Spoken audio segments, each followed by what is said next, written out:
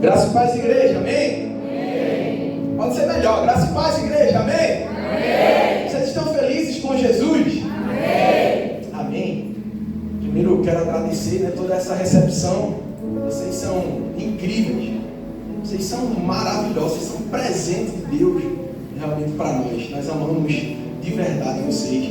Contem conosco para aquilo que precisar, tá bom? Nós já amamos e nos sentimos em casa na igreja Odres Novos.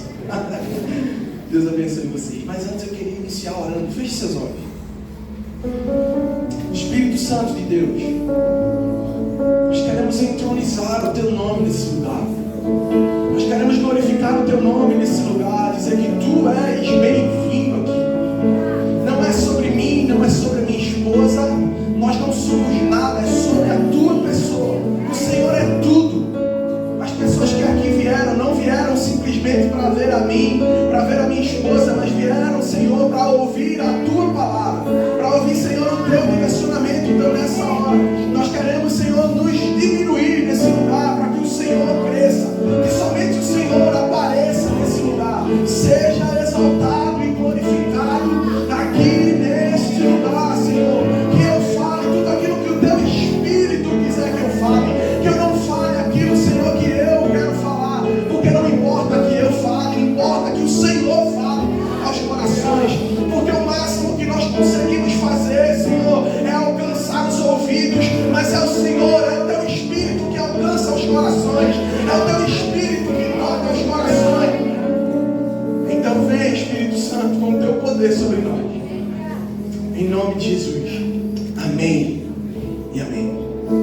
Bem, o tema dessa mensagem é vencendo o medo. Diga assim comigo, vencendo o medo. Vencendo o medo. Não, mas diga como quem tem vontade de vencer o medo. Vamos lá, vencendo o medo. Vencendo o medo. Às vezes a gente tem tanto medo, na vida, de dar alguns passos, de tomar algumas decisões. E é muito interessante isso, porque hoje tenho certeza que o Senhor já está falando e vai continuar falando aos nossos corações aqui nessa noite. Se eu fosse você, eu ficava aí com o coração, sabe, bem aberto, para receber tudo aquilo que o Senhor tem para falar com você hoje.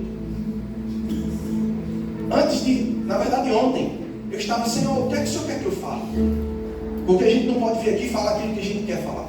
Eu estava, Senhor, qual a palavra? O que é que o Senhor deseja para aquela igreja?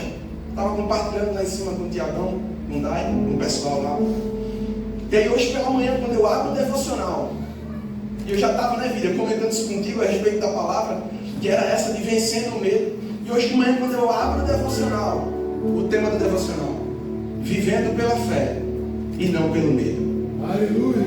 Eu disse, Senhor, eu entendi já o que o Senhor está querendo.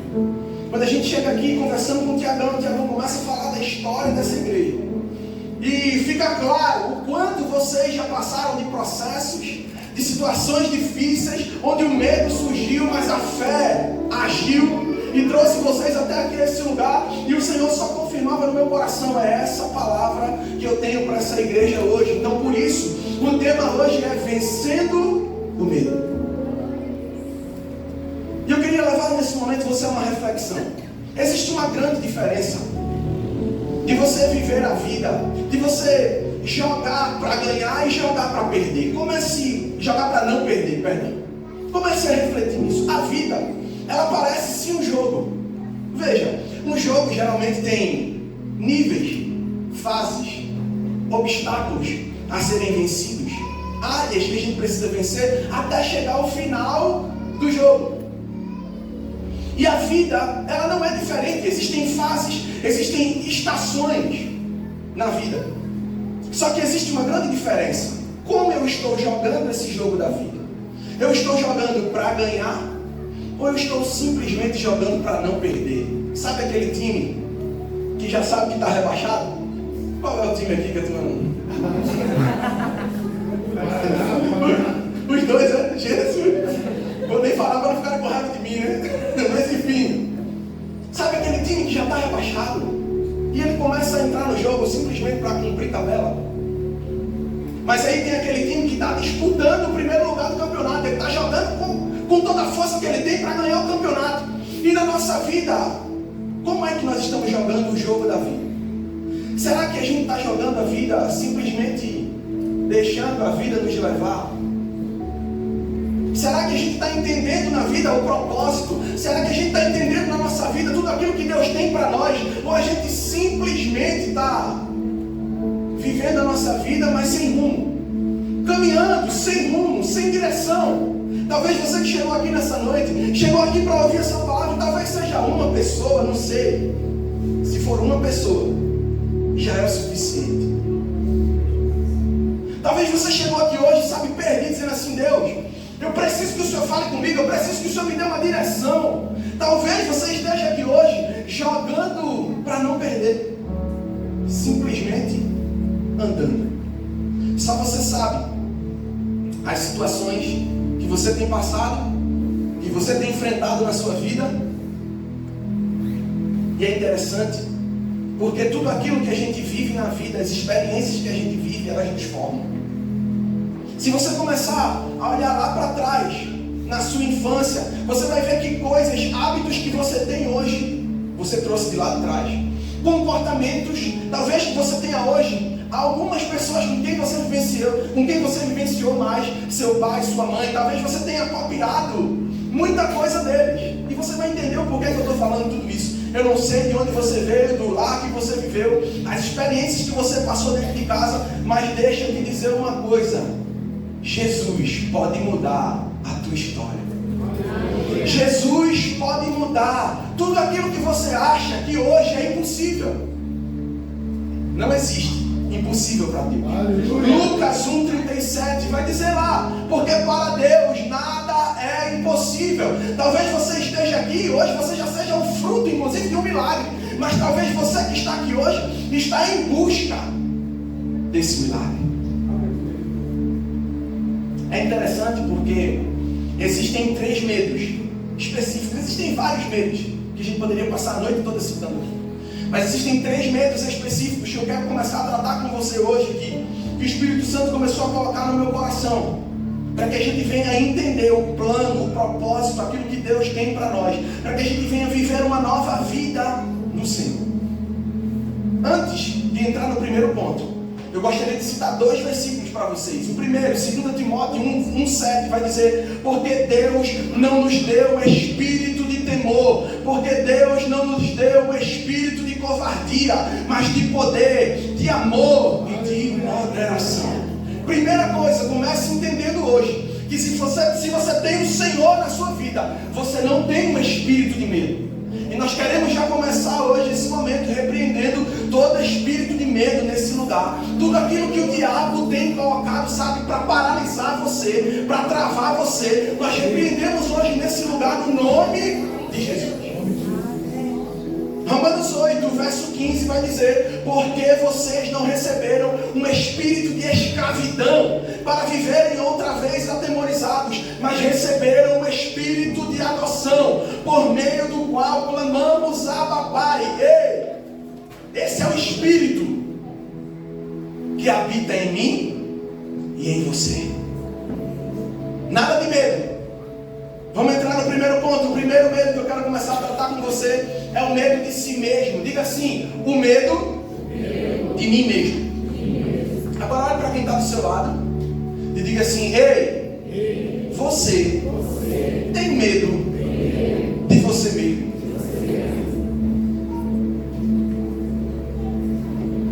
Preste atenção nisso.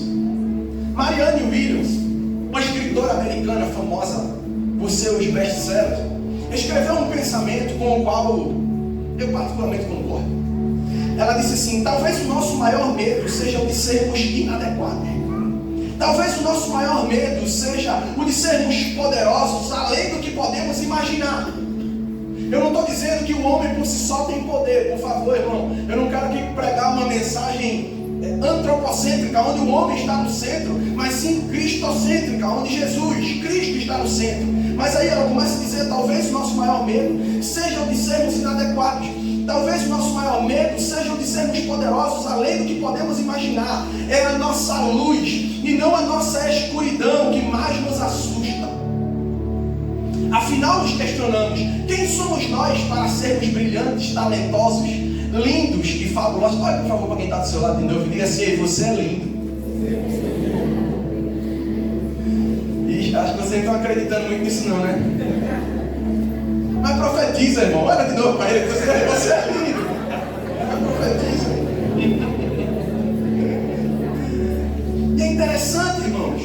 É interessante, sabe isso? Porque quem somos nós para não sermos? Quem somos nós para não sermos brilhantes se nós somos filhos de Deus?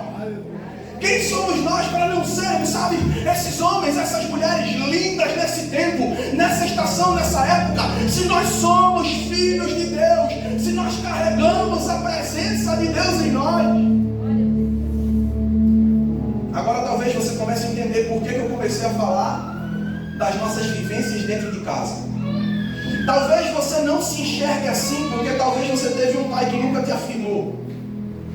Talvez você teve um pai que, em vez de te afirmar, ele só fazia te escantear, ele só fazia te colocar para o canto. Talvez você teve uma mãe que te abandonou. Talvez você foi abandonado pelo seu pai, pela sua mãe, e por isso hoje você se automutila, por isso hoje você se autodespreza.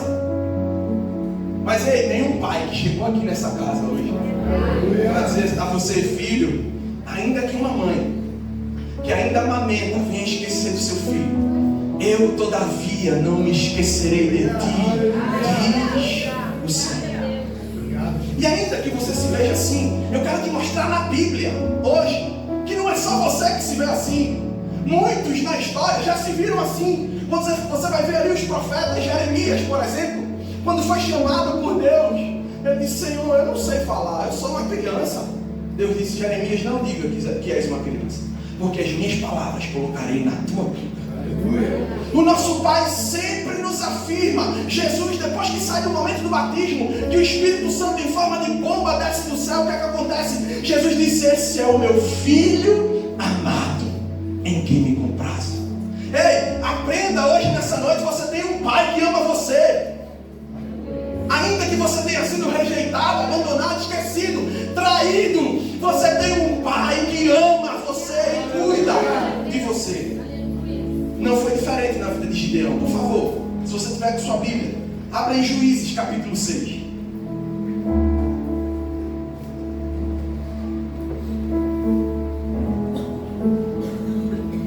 Juízes capítulo 6, a partir do verso 12. Eu não sei se você sabe, mas a palavra Gideão significa guerreiro poderoso. Mas a grande questão é que Gideão não se via assim. O nome dele, ele já carregava um grande propósito. O nome de Gideão era guerreiro poderoso. Mas a gente vai ler o texto agora e a gente vai ver como Gideão se via. A partir do verso 12. Então o anjo do Senhor lhe apareceu e lhe disse: o Senhor está com você, homem valente. Gideão respondeu: ah, meu Senhor, se o Senhor Deus está conosco, por que nos aconteceu tudo isto? E onde estão todas as suas maravilhas que os nossos pais contaram? Eles disseram: o Senhor nos tirou do Egito, porém agora o Senhor nos abandonou e nos entregou nas mãos dos midianitas. Então o Senhor se virou para Gideão e disse: vá nessa força que você tem e livre Israel das mãos dos midianitas. Não é verdade que eu estou enviando você? Verso 15. Gideão respondeu: ah, meu Senhor, como livrarei Israel? Eis que a minha família é a mais pobre em Manassés, e eu sou o menor da casa do meu pai. O próprio Gideão começa agora a colocar tudo aquilo que ele viveu em xeque, tudo aquilo que Deus estava colocando para ele viver em xeque. Deus dizendo: vai lá, homem valente. Deus afirmando a ele: vai lá, homem valente, te levanta e cumpre o propósito que eu tenho para você. Mas Deus, eu sou o menor da casa do meu pai. Talvez você que está aqui hoje já recebeu inúmeras palavras de Deus dizendo assim: ei filho, levanta, eu tenho algo para fazer na tua vida, e até hoje você fica parado. Talvez por coisas que você vivenciou lá atrás. Mas o Senhor te trouxe aqui hoje para curar a sua alma, para curar o seu coração e lançar você para o seu propósito. A grande verdade é que nós precisamos abandonar a mentalidade de órfãos. Ei, você não é órfão, você tem um pai. Nós precisamos abandonar essa mentalidade de órfãos e nos apropriar da mentalidade de filhos de Deus. Precisamos tomar cuidado para não deixar com que a realidade vivida por cada um de nós no contexto familiar, no trabalho, nas experiências da vida, não limite a nossa vida espiritual e os propósitos de Deus para nós. Qual foi o primeiro medo? O medo? Segundo medo. Diga assim comigo: o medo das pessoas. Primeiro medo é o medo de si mesmo. O segundo medo que a gente precisa vencer é o medo das pessoas. Porque, eu não sei se é só comigo, mas parece que muitas vezes a gente fica, né? O que é que as pessoas estão pensando de mim? O que é que as pessoas estão achando de mim? Rapaz, eu vou usar tal roupa, eu vou usar tal sapato, eu vou usar tal coisa assim, mas o que é que fulano vai pensar? Porque, veja, pensem comigo, por que muitas vezes a gente quer comprar um tênis da Nike? É porque gera aceitação.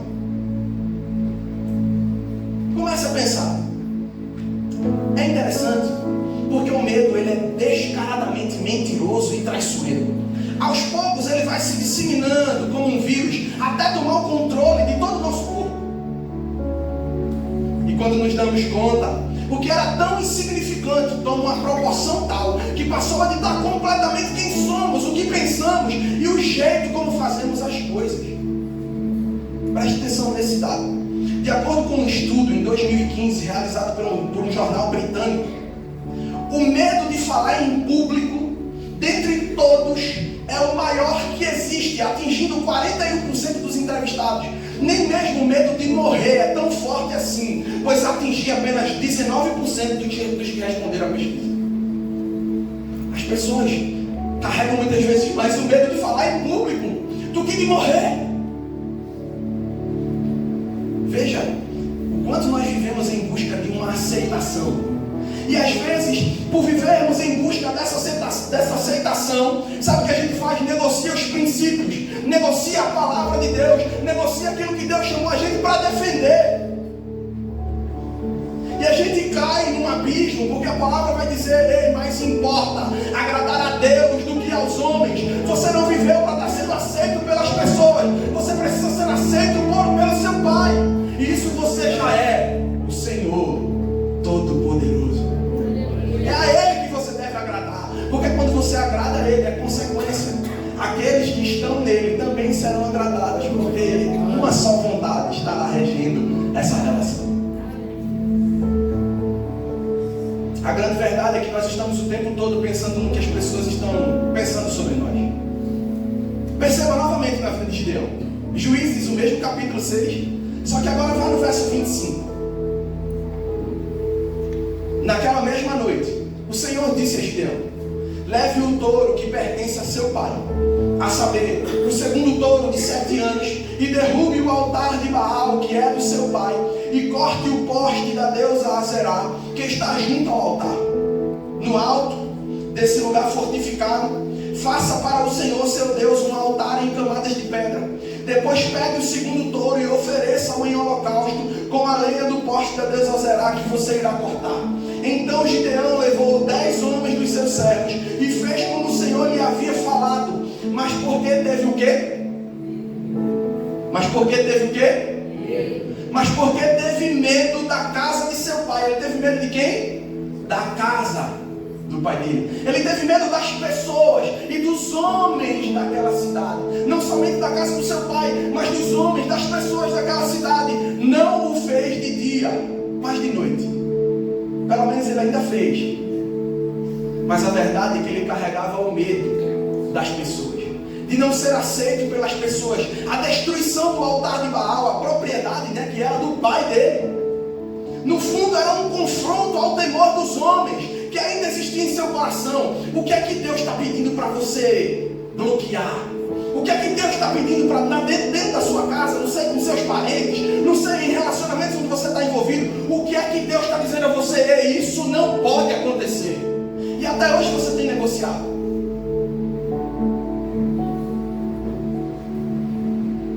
Talvez, e quando eu estava novamente lendo essa mensagem, buscando o Senhor colocou algo muito específico no meu coração. Talvez potestades, principados, demônios tem preso talvez algumas pessoas.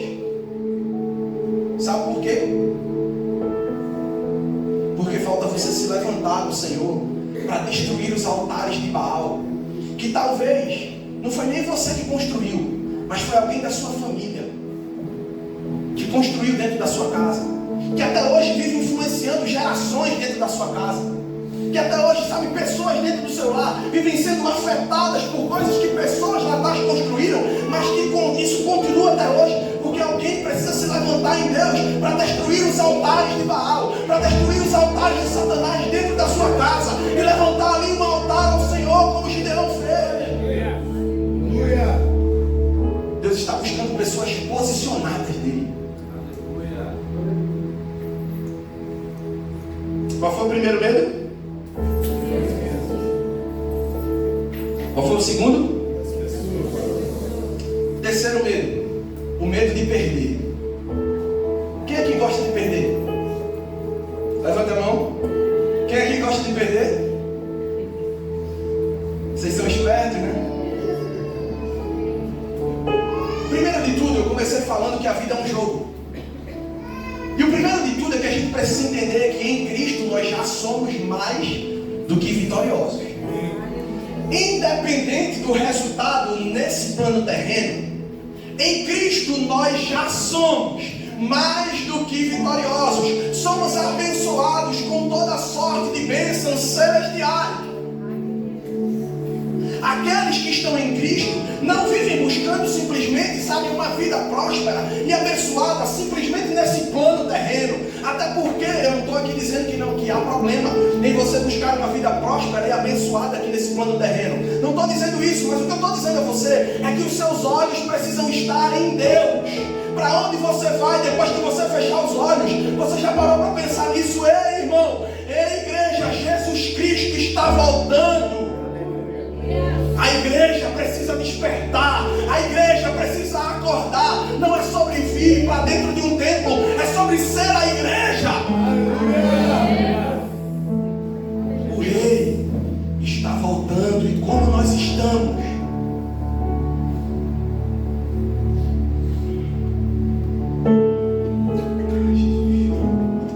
Primeiro de tudo, a gente precisa entender que em Cristo já somos mais do que vitoriosos. Diga assim: em Cristo, eu sou mais do que vitorioso.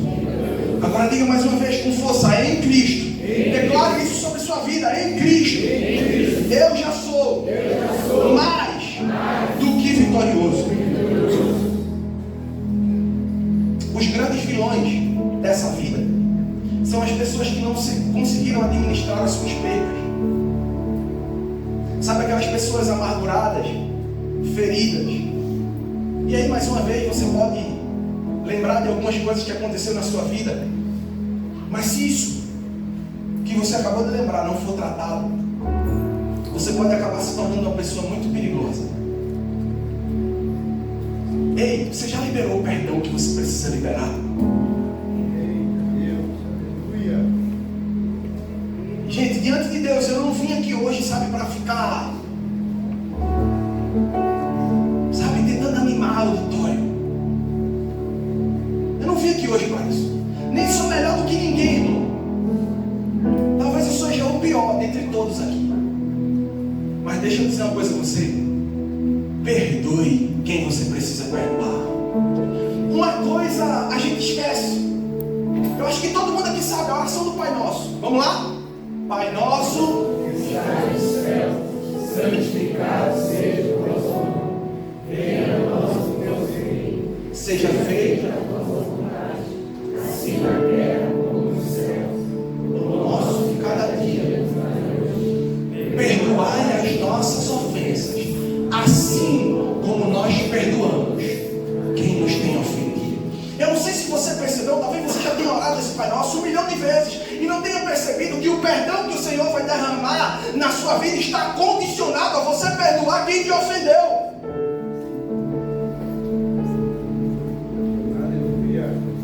Quando a gente fala disso, eu sei, é meio complicado, porque talvez na sua cabeça seja: mas você não sabe o que eu passei, não foi você que passou o que eu passei. processo todo, ainda sendo tratado por Deus, além dos 3 sinais que Gideão já havia recebido, ele ainda não tinha confiança plena em Deus. Lembra que ele tinha o medo de si mesmo, ele tinha o medo das pessoas, e Gideão também tinha o medo de perder. Veja agora, Juízes capítulo 7, verso 13. Quando Gideão se aproximou, eis que certo homem estava contando um sonho a seu amigo. Ele dizia: tive um sonho, eis que um pão de cevada vinha rolando dentro do arraial dos midianitas. Bateu contra a tenda de maneira que esta caiu, se virou de cima para baixo e ficou estendida no chão.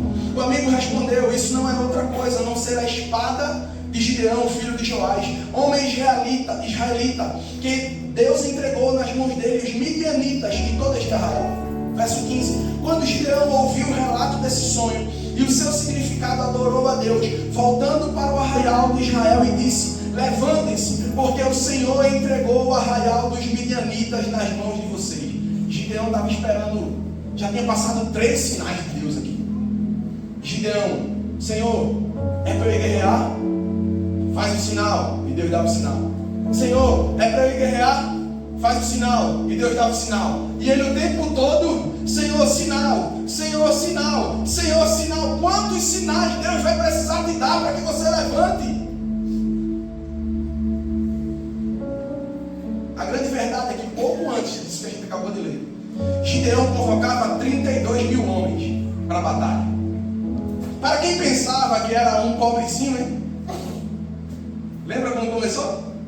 Ele achava que era um pobrezinho, um coitadinho menor da casa do pai dele. Até que ele estava bem agora, não é verdade? A partir do momento em que ele passa a se enxergar como um jovem valoroso, exatamente como era o seu desenho original, ele também começa a experimentar o que a unção de Deus é capaz de fazer. Gideão sai de um lugar de completa dúvida e insegurança a respeito de si mesmo, e ele vai agora em direção a um lugar onde de repente suas palavras têm poder, pessoas abraçam sua visão, e a mobilização de milhares acontecem ao som de apenas um comando seu. Veja o verso 17, no capítulo 7, já estou concluindo. E disse-lhes: olhem para mim. Olha, Gideão está falando isso aqui.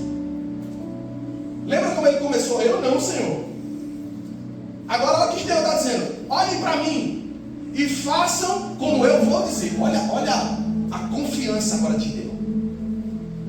Quando eu chegar às imediações do arraial, assim como eu fizer, façam vocês também. Quando eu tocar a trombeta e todos os que comigo estiverem, então vocês também tocarão a sua trombeta ao redor de todo o arraial e dirão: pelo Senhor e por Gideão. Gideão e os 100 homens que estavam com ele chegaram às imediações do arraial dos midianitas por volta da meia-noite, pouco tempo após a troca dos guardas.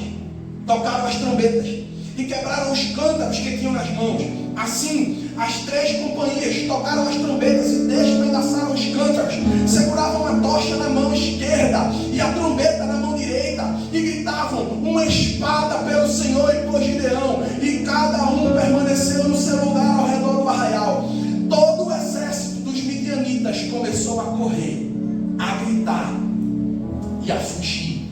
Ao soar das 300 trombetas, o Senhor tornou a espada de um contra o outro, e isto em todo o arraial que fugiu da direção de Zererá até Betsita, até a divisa de Abel-Meolá, perto de Tabate. Sabe o que acabou de acontecer aqui? Eles não precisaram nem lutar. O próprio Deus faz com que os midianitas virem a espada um contra o outro e se matem. Porque Gideão entendeu o propósito que Deus tinha para ele.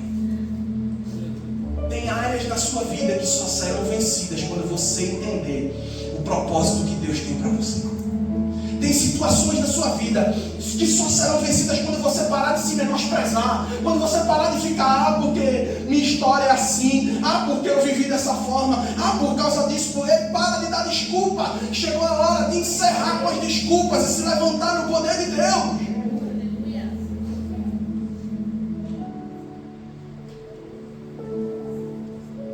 Eu sei que não é fácil falar de perda. Há 3 meses eu perdi meu pai.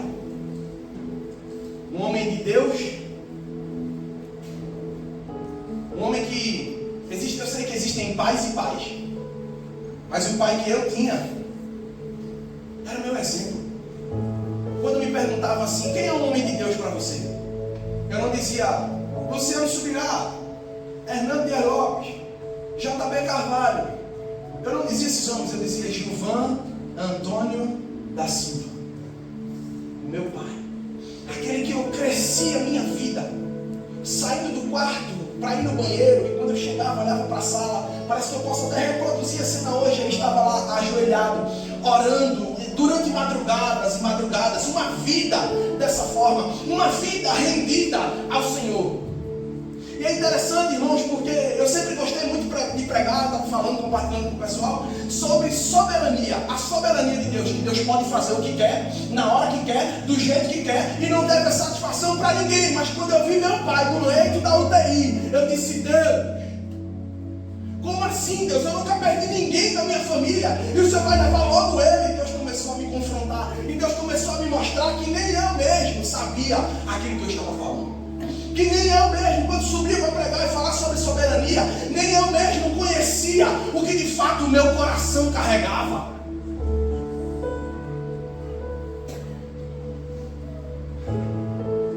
Ele foi socorrido na segunda, de madrugada. No domingo ele faleceu. Ele faleceu no dia 30 de março. Dia 2 de abril, o meu aniversário. Dia 4 de abril, o aniversário dele.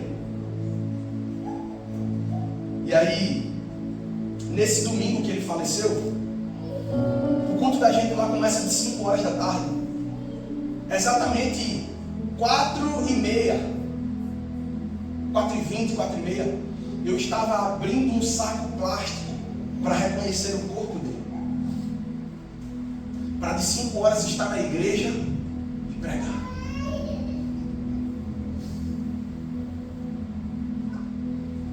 O chamado de Deus na sua vida, deixa eu lhe dizer, vai lhe custar tudo. O chamado de Deus na sua vida não vai lhe custar algumas coisas. O chamado de Deus na sua vida vai lhe custar tudo. E até onde você está disposto a ir por Jesus? O grande problema é que as pessoas hoje querem viver um evangelho montado para elas.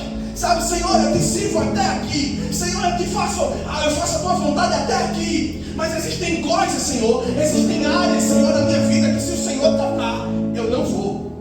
Deixa eu te dizer, se você vive assim, você não serve ao Senhor, você serve a você mesmo. O Deus da sua vida é o seu próprio ventre. Aqueles que servem ao Senhor de todo o coração, independente do que aconteça, eles estão dispostos, ainda que eles no processo não entendam, como foi Jó. Jó não compreendeu o que estava acontecendo. Como assim estou perdendo tudo? Muitos iriam dizer logo o quê? Está em pecado, cheio de demônio. Ei, nem tudo que a gente está perdendo na vida é o diabo. Tem coisas que é Deus que começa a arrancar da nossa vida porque está tomando um lugar que deveria ser somente dele. A grande verdade é que a gente vive dizendo: Senhor, tu és tudo para mim, Senhor, tu és maravilhoso, tu tens a primazia, tu tens o primeiro lugar. Mas a verdade é que quando a gente vai olhar, a gente está cheio de outras coisas nesses primeiros lugares da nossa vida. E eu tenho certeza que o Senhor está derramando não somente aqui nessa igreja. Eu preguei, sabe, domingo lá na igreja, estava falando lá na igreja. Eu creio, sabe, que Deus está levando um quebrantamento ao Brasil. Eu creio que Deus está levantando um quebrantamento no Brasil, um quebrantamento de arrependimento. Porque nós falamos muito no púlpito sobre avivamento, mas a grande verdade é que não existe avivamento sem arrependimento. É necessário chorar nos pés do Senhor. É necessário pedir perdão, Senhor. Perdoa, Deus. Perdoa, Senhor, as nossas faltas. Perdoa, Senhor, a nossa obstinação. Perdoa, Senhor, a nossa omissão. Perdoa, Senhor, a nossa prostituição. Perdoa, Senhor, o nosso caráter corrompido. Perdoa, Senhor, porque eu não consigo parar de mentir. Perdoa, Senhor, porque eu não consigo ir ali comprar e pagar o que eu devo. A igreja precisa voltar a um arrependimento genuíno. A igreja precisa voltar aos pés do Senhor. A igreja precisa voltar à essência e clamar a Ele. Espírito Santo, trata o nosso coração.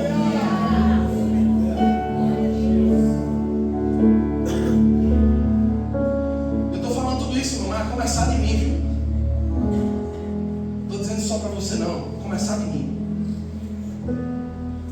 Chegou a hora de chorarmos aos pés de Jesus. Chegou a hora de viver na verdade. E chega de viver uma vida de aparência. Chega de viver uma vida sem essência. Jesus quer te trazer felicidade. Foi para isso que Ele veio à terra, para te dar vida e vida em abundância.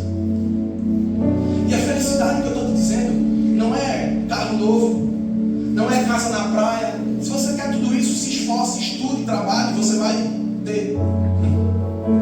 Jesus veio para te dar salvação e vida eterna. Mas é que o nosso coração está tão apegado nas coisas desse mundo, que quando se fala de bênção, as pessoas já pensam logo num carro novo, numa casa nova. Ei, Jesus veio para te dar salvação. Se você fechar os olhos hoje, para onde você vai? Comece a se fazer essa pergunta: para onde nós vamos? Se hoje nós fecharmos os nossos olhos, para onde nós vamos? Será que de fato nós estaremos com o nosso amado?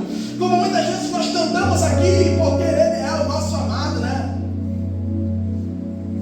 Meu amado.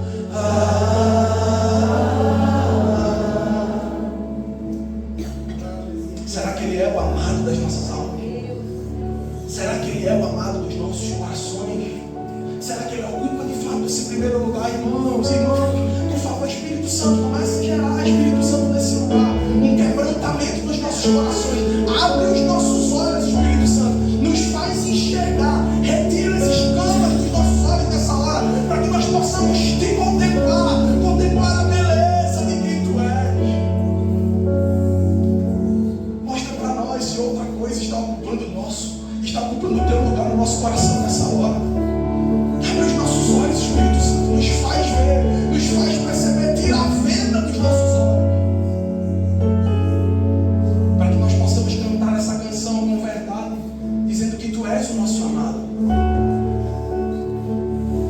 Porque a grande verdade é que foi o nosso orgulho que nos tirou do jardim. É o nosso orgulho que nos tira da presença dEle. É a nossa autossuficiência que nos tira da presença dEle. É o achar que a gente já consegue que nos tira da presença dEle.